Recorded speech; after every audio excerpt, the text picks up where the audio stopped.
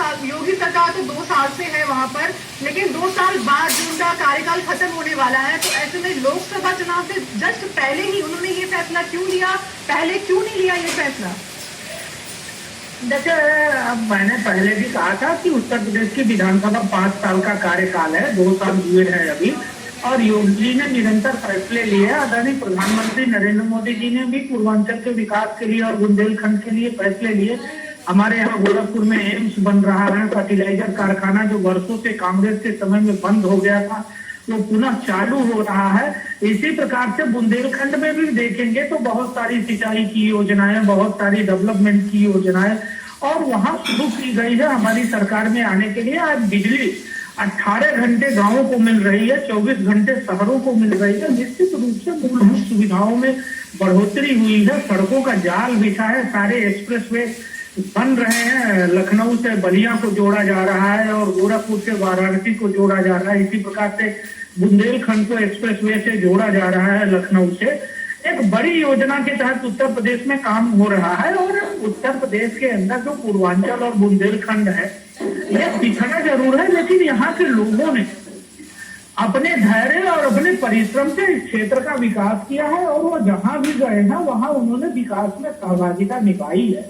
और पूर्वांचल के और बुंदेलखंड के विकास को पूरा करना ये भारतीय जनता पार्टी के एजेंडे में है। आदरणीय मुख्यमंत्री योगी आदित्यनाथ जी बखूबी पूर्वांचल और बुंदेलखंड के दर्द को समझते हुए अलग विकास क्षेत्र की बात जो उन्होंने कही है, गठन किया है, निश्चित रूप से बड़े पैकेज के माध्यम से इन क्षेत्रों का विकास करने में वो सफल होंगे और हम सब की कठिनाइयां दूर होंगी। जी समीर सिंह जी, आप कह रहे हैं कि योगी सरकार ने विकास किया और करेंगे, लेकिन एक बात है कि बुंदेलखंड में जिस तरीके से रोजगार के लिए युवा पलायन कर रहे हैं, तो क्या अलग राज्य बनाने के बाद क्या उस पर विकास किया जाएगा? क्या उनका पलायन रोका जा सकता है? देखिए, 2 चीजें हैं, एक तो अलग राज्य अलग विषय है और विकास अलग विषय है।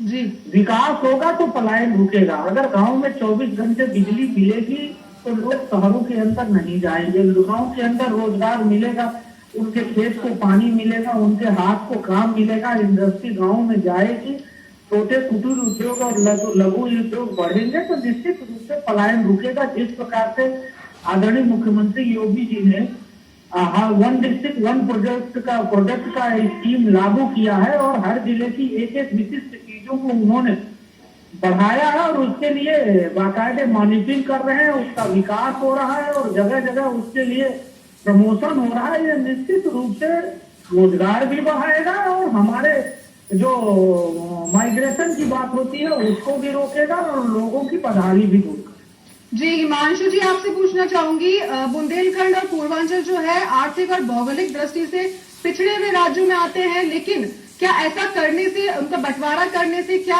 उनका विकास हो पाएगा, तरक्की हो पाएगी? क्या लगता है आपको? बहुत मैं बताना चाहूंगा कि बहुत हद तक होगा, लेकिन ये भी मैं बताना चाहूंगा कि सबसे ज्यादा जिम्मेदार यहाँ के लोग हैं। हमारे यहाँ मेहनत कोई करना नहीं चाहता, यहाँ के लोग सरकार के भरोसे बैठे रहते हैं। पश्चिमी उत्तर प्रदेश के विकास में सरकार से ज्यादा वहाँ के लोगों का योगदान रहा है। यहाँ के लोग दिल्ली मुंबई जाकर कमाई कर लेंगे, लेकिन यहाँ पे अपना रोजगार नहीं करेंगे। रही सही कसर हमारी सरकारों ने भी पूरा कर दिया। अब न यहाँ पे काम करने लायक इंफ्रास्ट्रक्चर बचा और न ही माहौल ऐसा है कि आप कुछ बेहतर कर सके। लेकिन योगी सरकार जिस तरह से प्रयास कर रही है, मुझे उम्मीद है कि जरूर यहाँ जो ये गठन किया गया है इन दोनों क्षेत्रों का विकास होगा, क्योंकि आजादी के 70 साल बाद भी यहाँ कुछ नहीं हो सका। सिर्फ पूर्वांचल के पिछड़ेपन के नाम पे वोटों की सियासत की जा रही थी। हर चुनाव में विकास की बातें की जाती है, मगर वोट लेने के बाद सभी राजनीतिक दल पूर्वांचल की बदहाली को बुला देते हैं और बुंदेलखंड को। यही वजह है कि अब अलग राज्य की मांग तेजी से उठने लगी है और यूपी के 28 जिलों को मिलाकर पूर्वांचल राज्य जनमोर्चा अलग राज्य बनाने की मांग कर रहा है। अब तक कई जनपदों में जन अधिकार यात्राएं भी निकल चुकी है। लेकिन अगर जिस तरह से योगी सरकार प्रयास कर रही है, मुझे लगता है कि पूर्वांचल के प्रमुख मुद्दे बुनियादी सुविधाओं की कमी जो है, उचित ग्रामीण शिक्षा और रोजगार का अभाव है, कानून व्यवस्था को जो जिस प्रकार से चिन्हित करके उसमें सुधार किया गया है।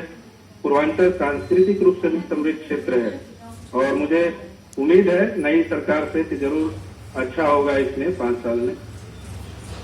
जी मनोज कुमार जी, आप बताइए कि आपको क्या लगता है कि जब पहले सपा की सरकार थी तब भी ये मुद्दा उठा था, तब भी इस मामले में कुछ नहीं किया गया था, और अब बीजेपी की सरकार ने ये मुद्दा उठाया है, तब भी इस मामले में ये देखना होगा कि कितना कुछ विकास हो पाता है। आपको क्या लगता है इस पूरे मसले पर?